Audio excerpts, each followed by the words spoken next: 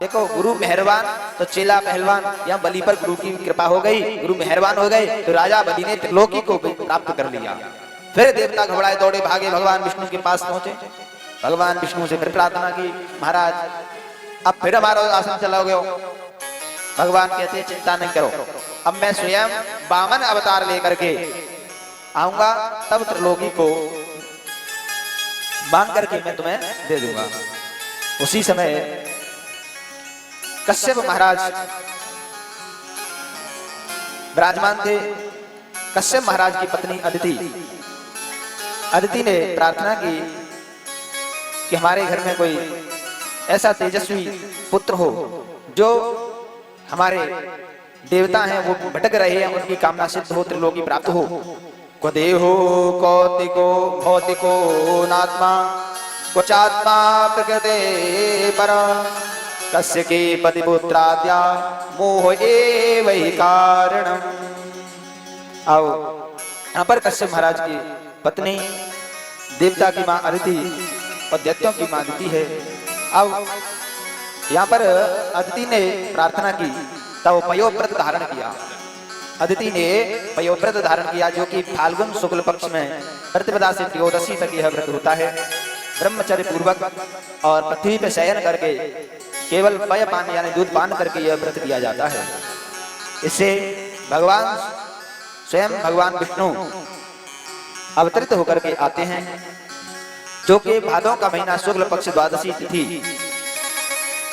और दिन के 12 बजे वामन भगवान अदिति के यहाँ अवतरित होकर के आते हैं। बोले वामन भगवान की जय। जैसे ही वामन भगवान अवतार लेकर के आए तब उसी समय प्रजापति ने नामकरण किया और सविता देवता ने उपनयन संस्कार किया। पृथ्वी ने मृग चर्म दिया और माता अदिति ने कौपीन पहनाई। बृहस्पति जी ने जनेऊ पहनाया। दिशाओं के स्वामी ने छत्र दिया। ब्रह्मा जी ने कमंडल दिया। सप्तर्षियों ने कुशा और खड़ाऊ दी। अन्नपूर्णा भगवती उमा देवी ने भिक्षा पात्र दिया। चंद्रमा ने दंड दिया। सरस्वती ने रुद्राक्ष की माला दी। कुबेर ने भिक्षा पात्र दिया। इस प्रकार जो है वामन भगवान को तैयार किया। बृहस्पति जी ने कहा कि आप भिक्षा में जो लाएंगे वह मुझे देना होगा और भिक्षा में कोई साधारण वस्तु नहीं चाहिए, क्या मुझे भिक्षा में त्रिलोकी चाहिए। तो भगवान ने कहा कि आप इंतजार कीजिए, मैं जाता हूँ और त्रिलोकी लाके आपको दूंगा। उसी समय वामन भगवान राजा बलि के दरवाजे पर जाते हैं। राजा बलि यज्ञ करते हैं। यज्ञ करते समय भगवान वामन अवतार में पहुंचते हैं। जैसे ही बलि के दरवाजे पहुंचे तो ऐसा बलि को प्रतीत होने लगा जैसे कि सूर्य की किरणें सीधी मेरे ऊपर आ रही हैं और सूर्य की किरणों से भी अधिक तेज राजा बलि के ऊपर जाने लगा। तो बलि यज्ञ करते करते भी प्रभावित होने लगा। बलि ने सोचा कि ऐसा दरवाजे पर कौन आ गया जिसका तेज मुझे यज्ञ में से खींच रहा है। तो यज्ञशाला में से खड़े होकर के राजा बलि दरवाजे पर पहुंचे। जैसे ही वामन अंगुल के वामन भगवान को देखा तो देख करके बहुत प्रभावित हुआ। जैसे अब बलि स्वागत करने लगा। स्वागतम ते नमस्तुभ्यं ब्रह्मन् किं करवामते ब्रह्मर्षीणां तपः साक्षान् मन्येतार्यवपुर्धनम्। स्वागतम ते नमस्तुभ्यं, हे प्रभु आपका स्वागत है, स्वागत है। जब राजा बलि ने वामन भगवान को देखा तो सोचने लगे कि इतने वामन अंगुल के छोटे से रूप में कोई ब्राह्मण इतना दिव्य तेज जिसके चेहरे पे तेज झलक रहा है, ऐसा तेजस्वी तपस्वी कौन हो सकता है। पूछा आप कौन हो, क्यों आए हो, आपको क्या चाहिए। लेकिन वामन भगवान नहीं बोलते। बार बार बलि ने आग्रह किया लेकिन वामन भगवान नहीं बोलते हैं। बलि ने सोचा कि हो सकता है कि भजन कर रहे हैं, माला जप कर रहे हैं, इसलिए नहीं बोल रहे होंगे। तब वो बलि ने कहा गाम कांचनम गुणवतामृष्टम तथा नपेय मुतवा विप्रकन्या ग्रामा समृद्धां सुरगान गजान वा तथास्तकार तमसं प्रतीक्ष। हे विप्रदेव, गाम कांचनम, यदि आपको गाम चाहिए तो मैं गाम, पूरे गाम के गाम दे दूंगा। और गुणवत धाम वृष्टम, आपको धाम चाहिए धाम दे दूंगा। और तथा नपेयम, यानी दूध वाली गाय चाहिए तो वह दूध वाली गाय भी मैं आपको दे दूंगा। और यदि आपका विवाह नहीं भयो होए तो आपको विप्र कन्या के साथ विवाह करा दूं। और ग्रामान समृद्धान स्तुरगान, यानी आपको समृद्धि यानी धन दौलत चाहिए तो धन दौलत भी दे दूंगा। गजान यानी गज हाथी चाहिए तो हाथी भी दे दूंगा। रथान रथ चाहिए तो रथ भी दे दूंगा। आप बोलिए तो सही, आपको क्या चाहिए वो मैं आपको देने के लिए तैयार हूं। आओ, राजा बलि आग्रह बार बार करने लगे। तब भगवान ने विचार किया कि अब तो कुछ मांगना पड़ेगा। तब भगवान कहते हैं देखो तुम इतनी बात कर रहे हो ना, तो जो मांगोगे वो दे देंगे, कौन सी बड़ी बात है। क्यों? क्योंकि आपके दादा परदादा तो बहुत बड़े दानी रहे। आपके दादा परदादा बहुत बड़ी दानी रहे, आप दान की बात करो तो कौन सी बड़ी बात है। बलि ने सोचा कि मेरे दादा परदादा को ये कैसे जाने, छोटो से बामन है, मेरे दादा परदादा ने कैसे जाने। तो बलि ने पूछा जाने हमारे दादा परदादा आपने देखे? भगवान ने कहा हमने देखे तो ना है, लेकिन बड़े बुजुर्गों से हमको सुनने को मिलता है कि राजा बलि के दादा परदादा जो है ना बहुत बड़े दानी थे। बोले अच्छा ये बात है, तो आप मांग लो कछु। भगवान ने कहा देखो ज्यादा हम मांगते नहीं है। क्यों? क्योंकि ज्यादा मांगेंगे तो मोह ममता हो जाएगी, इसलिए हमको ज्यादा नहीं चाहिए, केवल 3 पग भूमि चाहिए। तस्मात् त्वत्तो महीमीषत् वृणेहं वरदर्शभा पदानि 3 दैत्येन्द्र संवितानि पदानि 3 दैत्येन्द्र, यानी 3 पग भूमि केवल देना हो तो दे दीजिए, वो भी केवल मेरे पगों से, मैं अपने पगों से ही स्वयं नापूंगा।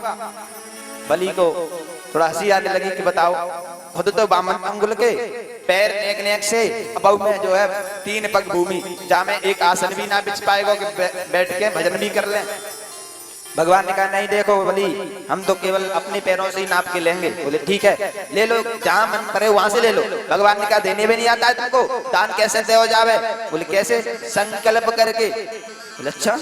उसी समय शुक्राचार्य जी आ गए। शुक्राचार्य जी ने देखा संकल्प, ये छोटो से बामन ये संकल्प कहा जाने, ये कौन है? तो उसी समय शुक्राचार्य जी ने ध्यान लगा के देखा कि ये कोई साधारण नहीं है, ये वही है नारायण, स्वयं नारायण ही वामन अवतार लेकर के आए हैं राजा बलि को छलने के लिए। जैसे ही बलि ने संकल्प लेने के लिए जल लेना चाहा, बलि ने मना कर दिया, लेकिन उसी समय वामन भगवान ने हाथ में जल लिया और संकल्प किया कि ब्राह्मणाय रूपाय वामनाय इमाम 3 पदानि पृथ्वी अहं संप्रददे। संकल्प कर दिया। उसी समय वामन भगवान ने अपने स्वरूप को बढ़ाया।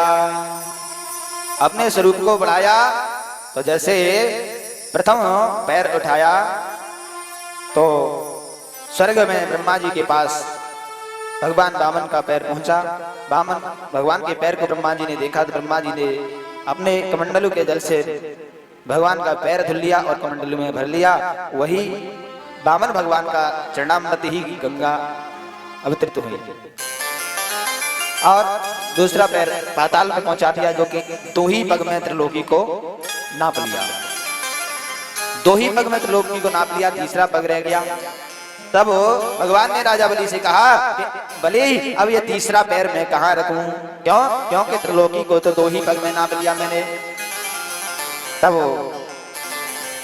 राजा बलि ने कहा कि हे भगवान मुझे ये बताओ धन बड़ा होता है कि धन का मालिक?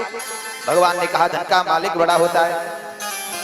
बोले आपने धन तो ले लिया लेकिन मुझे नहीं लिया, अभी मुझे नहीं नापा, इसलिए ये तीसरा पग मेरे सिर पे रख दीजिए। उसी समय भगवान ने राजा बलि के सिर पर तीसरा पग रख लिया। अब राजा बलि कहता है धन्य हूं मैं, जो चरण कभी किसी को प्राप्त नहीं हुए वो मुझे आज सिर पे चरण प्राप्त हो रहे हैं। कितना सौभाग्यशाली हूँ, धन्य हूँ मैं। ऐसा सोच करके राजा बलि प्रसन्न हुए और वामन भगवान त्रिलोकी को लेकर के अपने त्रिलोकी तो देवी देवताओं को, लेकिन राजा बलि से भगवान ने कहा कि मैं अब आपसे प्रसन्न हो गया, अब तुम कुछ मांग लो। राजा बलि कहते हैं अब मैं आपसे क्या मांगू? आप स्वयं मेरे यहाँ मांगने आए, मैं आपसे क्या मांगू? मुझे कुछ नहीं चाहिए। भगवान कहते हैं देखो अभी तो स्वर्ग के राजा इंद्र पुरंदर ही इंद्र रहेंगे, लेकिन अगले मनमंत्र में आपको ही स्वर्ग का राजा इंद्र बनाया जाएगा। अच्छा, लेकिन जब तक आप सुतल लोक में रहोगे, सुतल लोक आपके लिए बनाया है। बोले महाराज जब आपने मुझे सुतल लोक दिया ही है तो अब मैं मांगना चाहता हूँ। बोले क्या? कि सुतल लोक में मैं रहूंगा तो मैं जिस भी दरवाजे से प्रवेश करूं या बाहर निकलूं उसी समय आपके दर्शन मुझे प्राप्त हों। भगवान ने कहा क्या मुझे पहरेदार बनाना चाहते हो? क्योंकि पहरेदार ये कैसे होवे जो दरवाजे पे रहे आते समय जाते समय हर समय वही दिखाई दे। पहरेदार बनाना चाहते हो? बलि ने कहा जो भी आप मानो, लेकिन मुझे तो आपके दर्शन करने हैं। भगवान ने कहा ठीक है कोई बात नहीं, मैं आपके यहाँ पहरेदार भी बनने को तैयार हूँ। अब भगवान सुतल लोक में पहरेदारी करने लगे। उधर नारद जी दौड़े दौड़े लक्ष्मी के पास गए। लक्ष्मी जी के पास गए, लक्ष्मी जी से कहने लगे आपको पता है आपकी स्वामी जी कहाँ हैं? लक्ष्मी जी कहती हैं पता नहीं, पूरी 1 साल होने जा रही है, पता नहीं कहाँ चले गए। बोले आपको नहीं पता, सुतल लोक में राजा बलि के यहाँ पर पहरेदारी कर रही है। बोले अच्छा हाँ। लक्ष्मी जी श्रावण का महीना आया, लक्ष्मी जी सुतल लोक में जाती हैं और राजा बलि के कोई बहन नहीं थी। लक्ष्मी जी राखी बांधने के बहाने बहन बन करके जाती हैं। राजा बलि के दरवाजे पर जाकर के लक्ष्मी जी कहते हैं भैया ओ भैया कोई राखी बंधवा लो। बलि ने कहा कि मेरी बहन तो कोई है ही ना, ये बहन कौन आ गई? राजा बलि ने देखा कि बड़ी सुंदर कोई नारी है और बहन बन रही है तो अच्छी बात है भैया राखी बांध दो। बलि ने कहा राखी बांध दो बहन।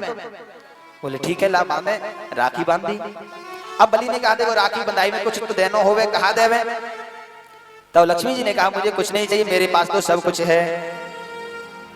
बलि कहते देखो ऐसे खाली हाथ तो राखी बांधी ना जावे, इसलिए आप कुछ ले लो, कुछ मांग लो। लक्ष्मी जी कहती है मुझे कुछ नहीं चाहिए और जो चाहिए वो आप दोगे नहीं। राजा बलि बोले कि दूंगा मैं, आप मांगो सही। लक्ष्मी जी ने कहा अच्छा दोगे तो फिर सुनो। बलि से राखी के बदले भगवान को मांग करके चलती हैं। सब्सक्राइब करें आचार्य अश्विनी कृष्णा जी यूट्यूब चैनल को और बेल आइकन दबाएं।